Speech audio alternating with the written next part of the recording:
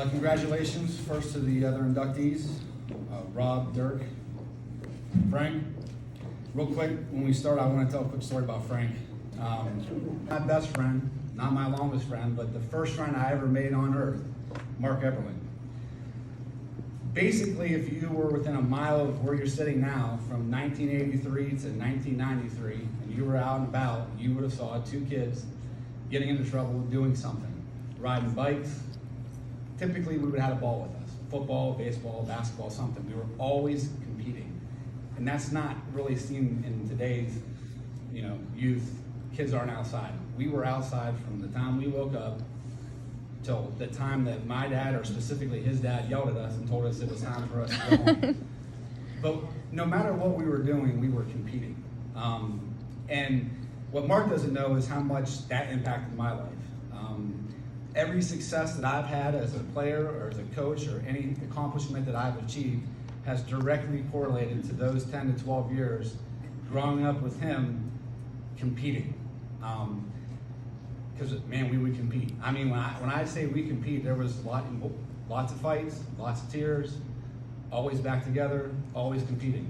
Hey, how fast can we ride our bike around the house? I mean, it was literally anything that we could compete, we did that. So Mark, thank you for that. It was probably right around 6 or 7 years old when we would start imitating professional athletes and doing things, and we decided that I was going to catch, he was going to pitch, I'd call pitches, he'd shake me off, and we would pretend we were famous. And that's where it started for both of us, in the backyard, and that happened every day for a long time. If you would have saw a picture of us at 6 and 7, you would have saw a skinny little blonde-haired, freckle-faced kid with big ears and a kid with a permed haircut with glasses and buck teeth. I assure you, we've come a long way in the last 30 years. But just to be clear, we're gonna talk a little. I'm gonna talk a lot about Mark and specifically baseball, and even more specifically at him as a pitcher. But I don't want to make sure Mark was more than that. He was a 3-year starter quarterback at West Branch, all-league quarterback. He held the record for best completion percentage in a single season until I think just 4 or 5 years ago. John, am I correct? Somewhere right around there. So he held it for a long time. Didn't play basketball, but I can assure you I did, and as many times as he beat me playing one-on-one, he could have been a very good basketball player too. But he played 2 sports, was all conference in both sports. But we're going to talk about baseball with Mark, and I just want to make sure he was much more of an athlete than just a pitcher on a baseball field. So as a coach, I kind of look for 3 things in a player. All coaches do. I think that are very unique and make a player a very special player. Number 1, are they dependable? Do they show up? And I know that sounds like that should be given, but trust me, in 2024, 2025, that is not the case. Doctor's excuses, my arm hurts, I got a birthday party. It could be anything that we hear where kids are not dependable anymore. Mark was dependable. You knew he was going to be there, whether it was practice or a game. 2, are you going to be a good teammate? Mark was a great teammate. Typically, when you see an athlete that superior that competes and We're having trouble. Sound. no, I don't need it. That's why somebody else may need it. Being a good teammate, and I remember several times when Mark would be on the mound pitching and someone would make an error, and I could see and I can still remember what he'd say, hey, don't worry about it, I get the next one, I got you. Every single time there was an error made, and again, typically not what you see sometimes. 3, and the third, which I think is the most important thing, do you compete? And as much as I've played this game, there's no one that I've played with that competed more specifically when he was on a mound. Not only want to compete, but compete in pressure situations. Who are we playing? It's a big game, I want the ball. If there's a close game in the end of the game and he can only maybe throw an inning or 2 left, never once did you hear him say, my arm hurts, doesn't matter. He wanted the ball in big games. So those are the 3 things, Mark, that I think that made you the player that you were. You were dependable, you were a great teammate, and you competed. But when you usually say Mark Eberling's name in baseball around West Branch, guaranteed 1 or 2 things is going to be said. If you know anything about the history of West Branch baseball, and if you know Mark, when Mark's name gets brought up, one of two things is automatically said.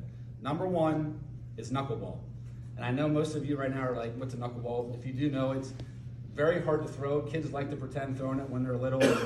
It's, you know, there's some guys in the pros very rarely that they actually succeed in doing that. Tim Wakefield was probably the last one I can remember. But, you know, Phil Necro was a guy that did it back in the day. But kids like to mess around with it and do it, but seldom does it ever work. And if you do, it's like 1 out of every 10 times. I have no idea how he perfected this skill to be able to throw it as well as he did. And I know that I'm going to try to describe it to you guys real quick because I caught it for 4 years.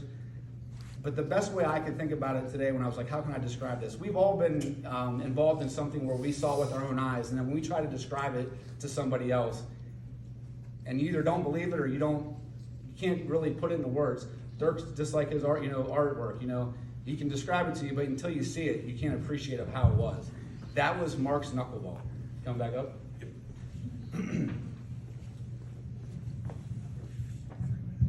Yeah. There was times, until my 3 minutes are up, it's okay. He said his is short, so I can keep going. Like I said, it was so hard to describe of how good it was that, I mean, when I caught guys later in college and then guys that pushed into pros, they'd be like, they're really hard to catch. Watching, I'm like, no, they're easy. And they were easy because of all the years I got to catch him. Kids wouldn't play catch with him. He'd throw it in practice and you'd come back and you'd see they have stitch marks on their face. It literally moved 3 or 4 feet and he could throw it for a strike any single time. But that's the number one thing that I think that people bring up when they talk about Mark was, if you played with him, was how great that pitch was that he had. Number two, which is what I believe is the most unbreakable record in West Branch sports, all sports, is his career wins. Mark finished his career at the record of 31-2. Okay, 31 wins, 2 losses.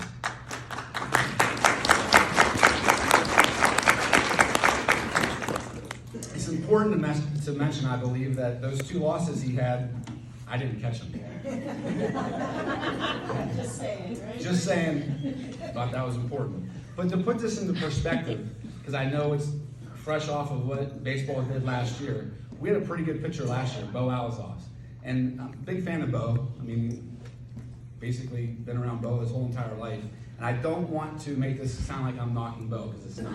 But to put it in comparativeness, or to compare what Mark and Bo did, and just to see the difference, because I think we all know who Bo is and how good Bo is. You're allowed to play 27 games in a regular season schedule, plus a tournament game, so you can play 28 games. Mark, in his 4-year career, I looked this up today, he played 91 games. Most of them were with me for 3 years. 91 games, Bo played in 118. That's 27 games more. That's an entire, I think Bo's the second leading as far as wins goes, and that's just how impressive 31-2. We're never gonna see that again. So there's no question Mark is, if we had to list the top 5 baseball players ever to go through this school, there's no question Mark is number 2. No question. Last, I know how special it would be. Dorothy and Jim are here. Sorry, buddy. How proud they would be of you. I know Mom's probably put down Keno for a little bit upstairs to watch this, and your dad's probably swearing at me right now saying, Ricky, shut the hell up. I can hear it right now. So now it's time to hear from, I think, the greatest pitcher ever to toe the rubber at West Branch, Mark Eberling.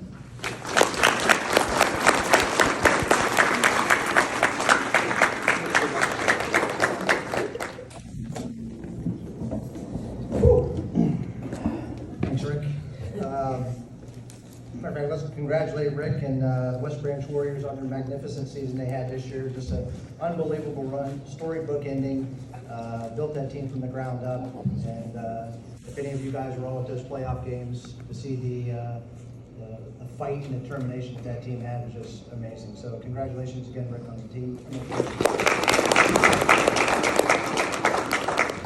Well, my speech, I've never done this before, and to say I'm nervous is an understatement. I don't think I was ever this nervous even on the mound.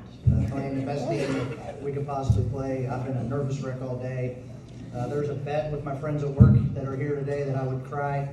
I think the guy in the pink shirt there is set to win like $260. I cried on the way here when I was giving a speech to my girlfriend, so Ricky already made me cry, so Billy, congratulations on your win. My speech, Ricky already said so much that I was going to say, growing up across the street, you guys didn't know us, but we lived across the street from each other, and I've known him basically since the day I was born. He's been my best friend my whole life.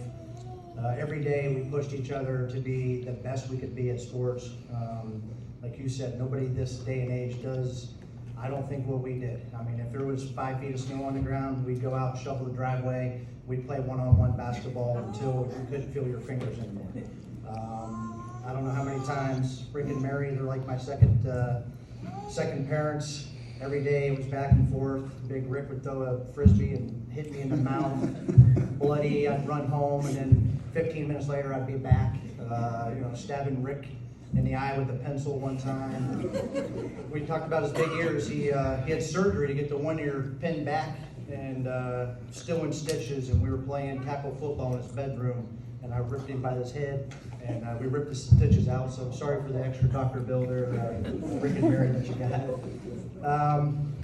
But we pushed each other every day to be just the best we could be, and I envy him. We always said that we'd coach together one day, and I took a different route selling cars, and he took our dream, and I think he did an amazing job. And the money that this guy raises for West Branch is just, it's amazing. And he's not even employed here besides coaching, so I think he should be the next athletic director if I can get my recommendation.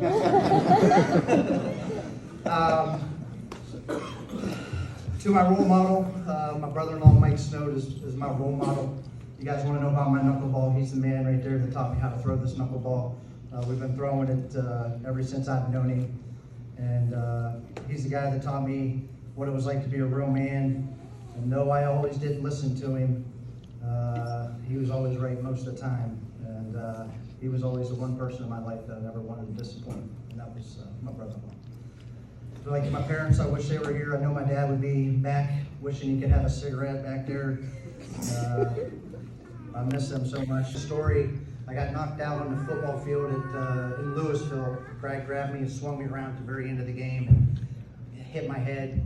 And I was basically knocked out, and when I looked up, there's my sister on the football field, 30-yard line, looking over at me, Bubba, Bubba. And my sister Sue, she taught me how to bat. I'm left-handed, for those of you who don't know, and she taught me how to bat right-handed. Because we didn't know any better. And it's a good thing that she did that, because I've had about 25 dislocations in my right shoulder, and I like to golf, and I couldn't swing a golf club if she didn't teach me that. So thank you guys for that. To all my players that I played with, Ricky, I think you're the only person in here I played with, but all the players and coaches, Coach Owen, Coach Hayden, Coach Loud, football. I appreciate all you guys and everything everybody did to teach me to be a better person during my career. To my kids, I only have one of them here, but they hear all the stories of what I've done in the past. They actually think I'm Uncle Rico, not Mark sometimes. So appreciate that. To my girlfriend Erin and her kids, I love you guys. Congratulations all the other inductees. I know I'm supposed to be up here for 5 to 10 minutes. I don't know what else to say, but I'm going to end it with this.